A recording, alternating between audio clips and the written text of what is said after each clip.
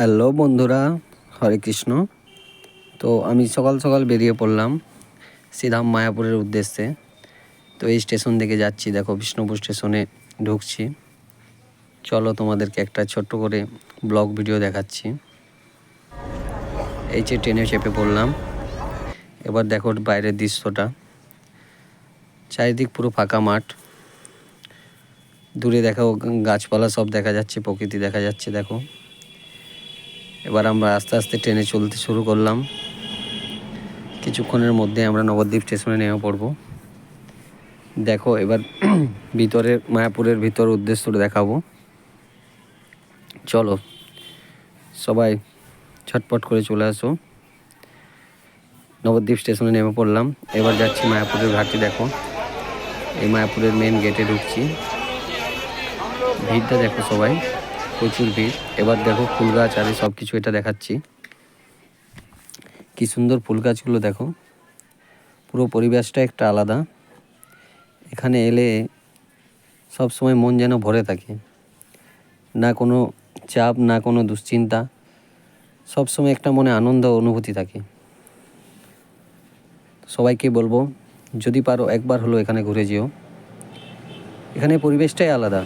দেখো চারিদিক কেমন কুয়াশাচ্ছন্ন, তার মধ্যে সব গাছপালা কি সুন্দর দেখাচ্ছে। দেখো যদি ভালো লাগে অবশ্যই একটা লাইক কমেন্ট করবেন।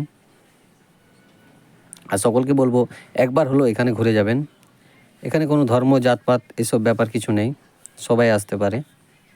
তো সকলকেই জানাচ্ছি মায়াপুর, শ্রীধাম মায়াপুর ইসকনে চারিদিকটাই শুধু কুয়াশাই কুয়াশা।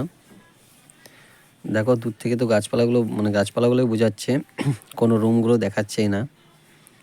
তাও দেখো এবার দেখো একটু ভিতর দিকে ঢুকছি। চলো সকলকে দেখাবো।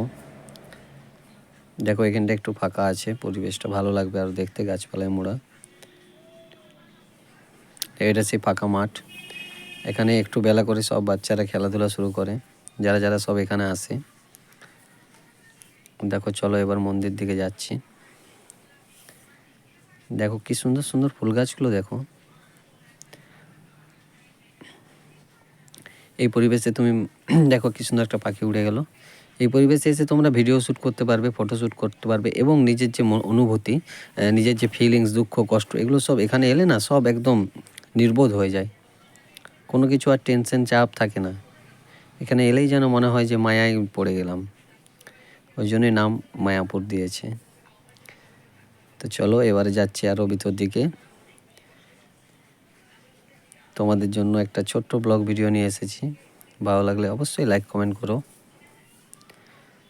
দেখো এবারে চলে আসছি আমরা ছিল প্রভুপাদের পুষ্প সমাধির দিকে।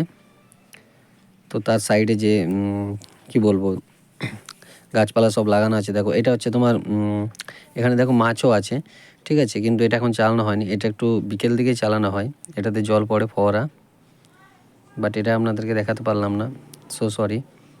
এটা ফাঁকা গ্রাউন্ড। এখানে সব একটু বেলা করে সবাই এখানে বসে কেউ কেউ নাম জপ করে, কেউ হয়তো নিজেদের মধ্যে আলাপ আলোচনা করে। এই যে দেখো দু একজন আছে, এখন বেশি লোক নেই। ভালো লাগলে অবশ্যই ভিডিওটি লাইক কমেন্ট করবেন। আর এরকম ভিডিও নিয়ে আমি আরও তোমাদের জন্য নিয়ে আসছি। তো সবাই পাশে থাকবেন।